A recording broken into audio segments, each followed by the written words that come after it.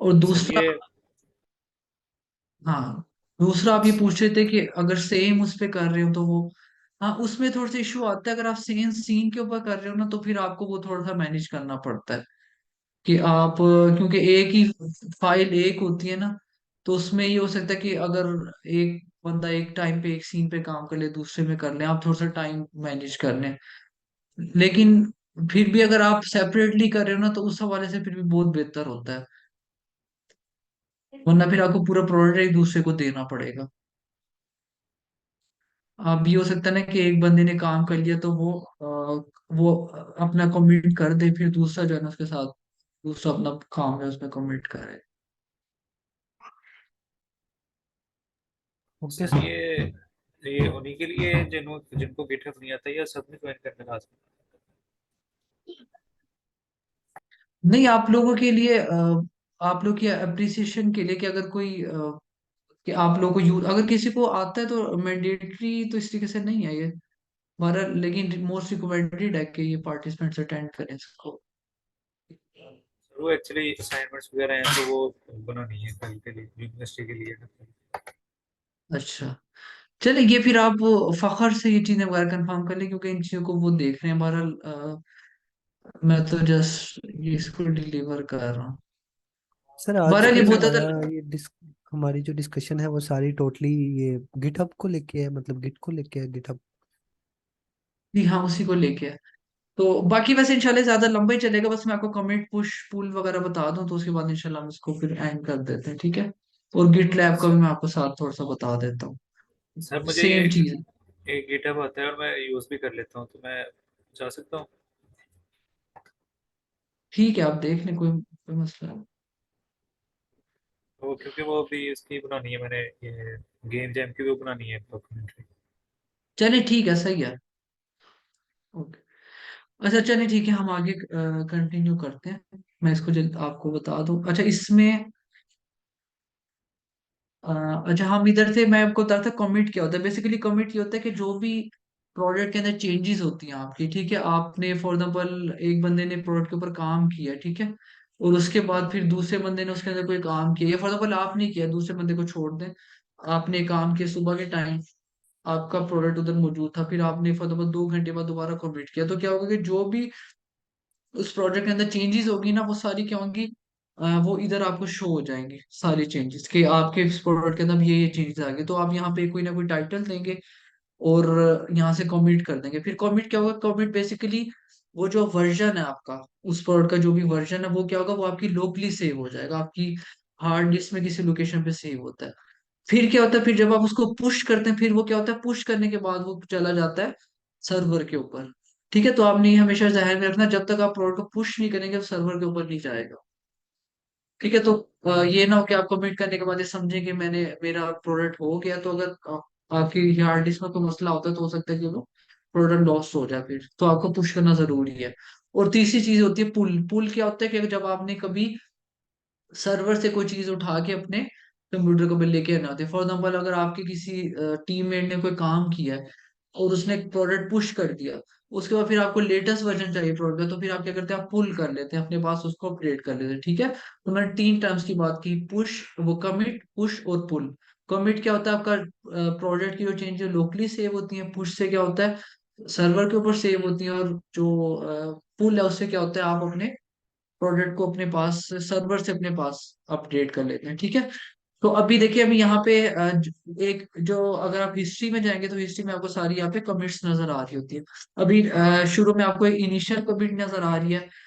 हर project में जब भी आप एक रिपोजिटरी क्रिएट करते हैं, तो ये ऑटोमेटिकली बाय डिफॉल्ट एक इनिशियल कमिट कर देता है आपके प्रोडक्ट के अंदर, अ, एक उसको स्टार्ट देने के लिए। ठीक है, तो अभी हम ऐसे करते हैं, मैं ऐसे करता हूँ, जो मेरी रिपोजिटरी की लोकेशन है, इधर मैं जाता हूँ यहाँ पे, ये मेरी रिपोजिटरी की लोकेशन है। ठीक है, इसके अंदर ऐसे करते हैं, मैं एक फाइल कोई भी ऐड करता हूँ सर आपको आपकी बताने के स्क्रीन लिए कैसे शेयर नहीं उसको। हो रही सर।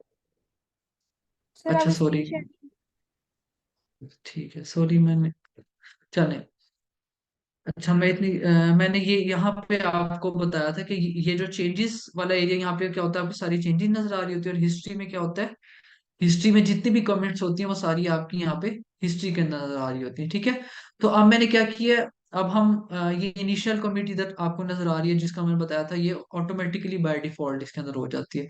और इवन इधर नजर भी आ रहा है, अगर आप इसको क्लिक करेंगे इस इनिशियल कमिट के अंदर क्या है, उधर उसने लिखा हुआ है उसके अंदर क्या है, गिट इग्नोर है। सिर्फ एक ये चेंज हुई है इसके अंदर, ये फाइल भी इधर नजर आ रही है आपको।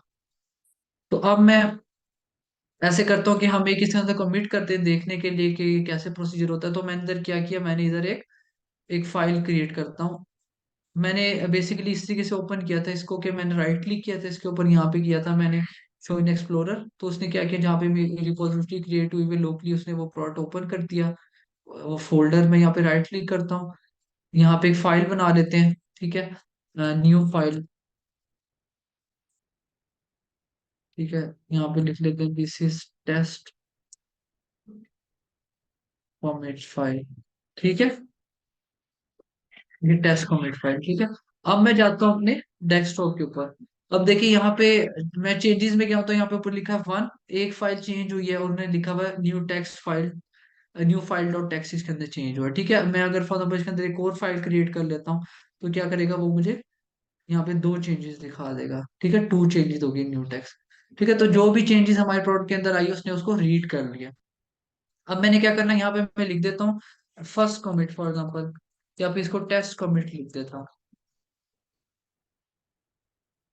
और डिस्क्रिप्शन दे लेता हूँ, मर्जी है, ये लाजमी नहीं है, आप देना चाहें तो दे दें, this is test commit for की, ठीक है। और यहाँ से मैं इसको करता हूँ कमिट टू मेन। अच्छा, ये क्या होता है, बेसिकली ब्रांचेस होती हैं कि आपने इसके अंदर कितनी ब्रांचेस बनाई हुई हैं। तो ब्रांचेस की मैं डिटेल में नहीं जाता क्योंकि ये पूरा एक टॉपिक है, ये आपके लिए कॉम्प्लेक्स हो जाएगा। लेकिन बेसिकली अगर आपके मल्टीपल लोग काम करें तो वो मल्टीपल ब्रांचेस पे काम कर सकते हैं, ठीक है। लेकिन आप लोग एक ब्रांच के ऊपर रह के भी काम कर सकते हैं, ठीक है। तो वैसे आप इनिशियली काम करें तो आप जो मेन इसके अंदर ऑलरेडी एक ब्रांच ना बाय डिफॉल्ट, उसमें एक ब्रांच बनी होती है बाय डिफॉल्ट मेन के नाम से। तो स्टार्टिंग में आप बेशक ये जो मेन की जो आपकी ब्रांच है इसी के साथ जाएं, ठीक है।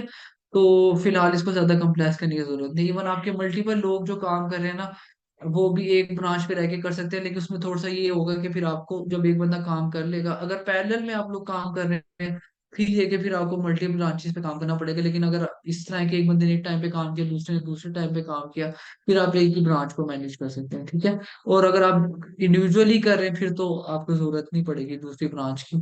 कुछ केसेस में पड़ती भी है, लेकिन वो फिर एडवांस चीजें होती हैं, ठीक है। तो फिलहाल जो हमारा पॉइंट है वो एक है, हम फिलहाल जो सिंपल इसमें जो मेन ब्रांच बनी उसी के साथ जाएंगे, ठीक है। तो मैंने यहाँ पे इस वजह से इधर लिखा हुआ कमिट टू मेन, अगर आप ब्रांच चेंज करेंगे तो यहाँ पे चेंज हो जाएगा, कमिट टू उस ब्रांच का नाम आ जाएगा। तो मैं इधर करता हूँ कमिट टू मेन, ठीक है। तो अब देखिए यहाँ पे उसने क्या किया, चेंजेस गायब हो गई क्योंकि वो कमिट हो गई हैं। अब मैं हिस्ट्री में जाऊंगा तो यहाँ पे देखिए, यहाँ पे लिखा गया टेस्ट कमिट, और यहाँ पे उसने दिखा दिया कौन कौन सी इसमें चेंजेस हैं, ठीक है। और साथ यहाँ पे आपको आइकन नजर नजर आ गया। इस आइकन का क्या मतलब है, अगर आप देखें यहाँ पे भी इसने वन अप कर दिया।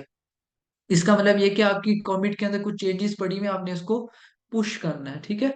तो हम यहाँ पे जब मैं इसको क्लिक करूंगा तो वो क्या करेगा, सर्वर के ऊपर इन चेंजेस को सेव कर देगा, ठीक है। मैं अभी आपको रिपोजिटरी दिखाता हूँ जो सर्वर पे हमारी बनी हुई है। अगर आप सर्वर पे देखें, यहाँ पे ये रिपोजिटरी हमारे सिर्फ डॉट गेट इग्नोर पड़ी हुई है, ठीक है। अब मैं यहाँ से करता हूँ इसको पुश। अगर आपके प्रोडक्ट का साइज ज्यादा होगा तो इसमें थोड़ा सा टाइम लगेगा, ठीक है। पहली दफा जब आप यूनिटी प्रोडक्ट को इसमें डालेंगे तो टाइम लेगा थोड़ा सा। लेकिन अभी हमारी क्योंकि एक ही फाइल है तो जल्दी हो गई है। इसको रीलोड करता हूँ, ठीक है। तो ये देखें यहाँ पे हमारी चेंजेस आ गई हैं, ठीक है। इसी तरीके से फॉर एग्जाम्पल मैं अगर इसमें एक और फाइल ऐड करता हूँ, फाइल टू, ठीक है। अब मैं दोबारा इस पे जाता हूँ, चेंजेस में यहाँ पे भी आपको फाइल टू नजर आ गई, ठीक है। यहाँ पे मैं कहता हूँ इसका नाम लेता हूँ सेकंड कमिट टू मेन, ठीक है। फिर हिस्ट्री में आपको नजर आ जाएगी, यहाँ से आप इसको पुश कर दें तो क्या होगा, ये पुश कंप्लीट हो गया, ठीक है। ये चेंजेस भी वहां पे सेव हो गए हैं। मैं इधर जाता हूँ, ठीक है। तो मैं इसको रीलोड करता हूँ, ठीक है, यहाँ पे आ गई है, ठीक है। अब अगर फॉर एग्जाम्पल अगर आप अपनी कमिट्स सारी देखना चाहते हैं आपने कौन कौन सी कमिट्स की हैं, तो अगर यहाँ पे मैं क्लिक करता हूँ, यहाँ पे लिखा आ रहा है, अगर आप देखें यहाँ पे कितनी 3 कमिट्स हो चुकी हैं। मैं इस पे क्लिक करता हूँ, यहाँ पे आपको नजर आ रही है initial commit, test commit, second commit. Even अगर आप सिर्फ क्लिक भी करें यहाँ पे जाके आप उसको देख भी सकते हैं, और स्पेसिफिकली आप वो कमिट भी डाउनलोड कर सकते हैं, ठीक है। ये एक सिंपल सा प्रोसीजर है, इसमें फिर मजीद डिटेल भी होती है, लेकिन इतना आप लोगों के लिए काफी है। अगर आप यहाँ तक भी इसको मैनेज करते हैं तो इंशाल्लाह फिलहाल जो आपका काम है वो पूरा हो जाएगा। बाकी अगर आप इसमें मजीद इंटरेस्टेड, तो ये इसकी काफी डेप्थ होती है, पूरा वर्क फ्लो होता है, आप उसके ऊपर भी काम कर सकते हैं, ठीक है। अभी तक अगर किसी को फिर अब आपको लास्ट एक जो है, अच्छा हाँ, इसमें मैं कोई चीज बता दूं, अगर फॉर एग्जाम्पल अगर आप, हाँ, आप लोगों ने यूनिटी प्रोजेक्ट करना होगा तो आपने क्या करना है, मैं आपको एक एग्जांपल दे दूं। आपका जो भी प्रोजेक्ट बना हुआ है, मैं इधर से कोई एक सैम्पल प्रोजेक्ट ले लेता हूँ, कि जैसे कि ये एक मेरा प्रोजेक्ट बना हुआ है, ठीक है। आपने क्या करना है, जो यूनिटी प्रोजेक्ट का फोल्डर है, आप उसमें जाना चाहे एसेट्स वगैरह पड़े। अच्छा लास्ट में अब आपको बता दूं गिट लैब का बता दूं। गिट लैब भी जो गिट हब है उसके साथ ही यूज होता है। आपका जो गिट, अगर आपने गिट हब के लिए अकाउंट बनाया है वही आपका गिट लैब के ऊपर यूज हो जाएगा। गिट लैब मैं आपको क्यों बता रहा हूँ, गिट लैब को यूज करने का आपको फायदा ये होगा कि गिट लैब में आपको स्पेस ज्यादा मिल जाएगी। तो इसमें भी, यहाँ पे भी आप, इसका भी कोई प्रोसीजर मुश्किल नहीं, उसी तरह का प्रोसीजर है। मैं यहाँ से फॉर एग्जाम्पल अगर एक यहाँ न्यू प्रोडक्ट, न्यू रिपोजिटरी की ऑप्शन में इधर जाता हूँ, बाकी प्रोजेक्ट सारा सेम होगा, ठीक है। सिर्फ फर्क ये होगा कि आपने क्या करना होगा,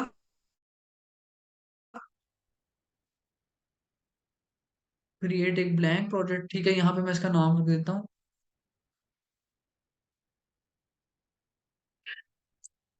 यूनिटी प्रोजेक्ट, ठीक है। और ठीक है, ये खुद ब खुद इसको फाइन होगा, ठीक है। तो आपने बस इसको प्राइवेट करके एक प्रोजेक्ट क्रिएट कर देना है।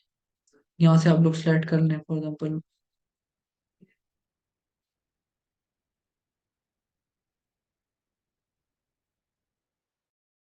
ये जस्ट उन्होंने ना वैसे ही एक आइडिया के लिए पूछा है, इसका इतना इम्पैक्ट नहीं है तो आपको, ठीक है। यहाँ पे आप लोगों को शायद ये ऑप्शन नहीं है क्योंकि मैं मल्टीपल ऑर्गेनाइजेशन में ऐड हुआ हुआ है, तो इस वजह से यहाँ पे इसको, यहाँ पे मैं क्रिएट प्रोजेक्ट करूंगा।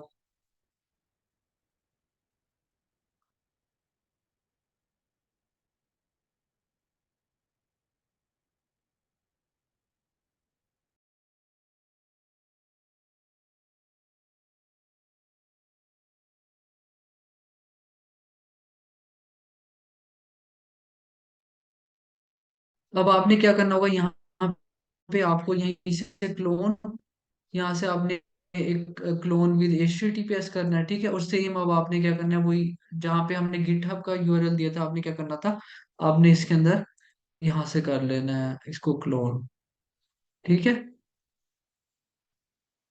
तो आप लोग देख लीजिएगा गिटहब, अगर आपका गिटहब पे काम हो जाता तो ठीक है, वरना फिर आप इसके बाकी आपके जो मेंटोर्स, अगर आपको कोई इशू अगर आता है तो आप मजीद उनसे पूछ सकते हैं। उन सबको भी चीजें आती हैं गिटहब पे, ठीक है, आप उनसे गाइड ले सकते हैं, ठीक है। अच्छा लास्ट में मैं एक चीज बता दूं बस, ये मैंने बता दिया। बाज़ अवत यूनिटी का जो प्रोजेक्ट अपलोड करते हैं ना, उसमें बाज़ अवत एक इशू आता है गिट LFS का, git light live file, so large file storage, ठीक है। वो होता है कि क्योंकि यूनिटी की पास फाइल्स होती हैं लार्ज, तो वो क्या करता है कि आपको ना पहले गिट LFS इंस्टॉल करना पड़ता है। वो कहता है अब गिट LFS इंस्टॉल करें, तो वो क्या करेगा, आपके प्रोजेक्ट को जो लार्ज फाइल्स है उनको भी इंक्लूड कर लेगा, ठीक है। तो उसके लिए मैं ऐसे करूंगा कि आप, वो सिर्फ 2 3 या 4 मिनट का प्रोसीजर है। उसके लिए आपने ना गिट बैश इंस्टॉल करना होगा, उसके बाद आपने गिट LFS को इनिशियलाइज करना होगा, ठीक है। तो मैं ऐसे करूंगा, मैं जो फरूक है उसको मैं ट्यूटोरियल के साथ शेयर कर दूंगा, सिर्फ 4 या 5 मिनट का है, वो छोटा सा एक काम करना होगा।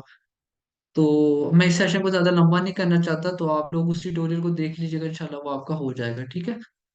तो आई होप कि आपको चीजें पता लग गई। अब किसी का कोई क्वेश्चन है तो पूछ ले, उसके बाद फिर इंशाल्लाह हम सेशन को एंड कर देते हैं।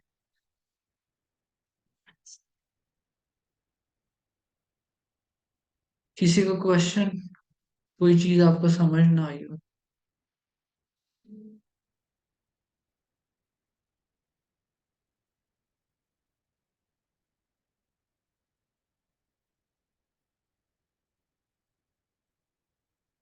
Everyone okay? चलिए फखर ठीक है फिर, मेरे ख्याल में नहीं है किसी का क्वेश्चन। देख लेंगे चैट में कोई आया तो।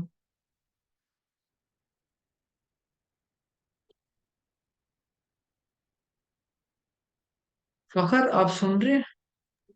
सर ये रिकॉर्डिंग कहाँ से मिलेगी? मैं फखर को कह दूंगा वापस शेयर कर देंगे, ओके ठीक है। सर। चलिए ठीक है फिर, सेशन को एंड करते हैं। इंशाल्लाह फिर नेक्स्ट सेशन कल भी शायद आपका कोई सेशन वगैरह हो, कल और परसों। ठीक है। चलिए ओके, अल्लाह हाफिज।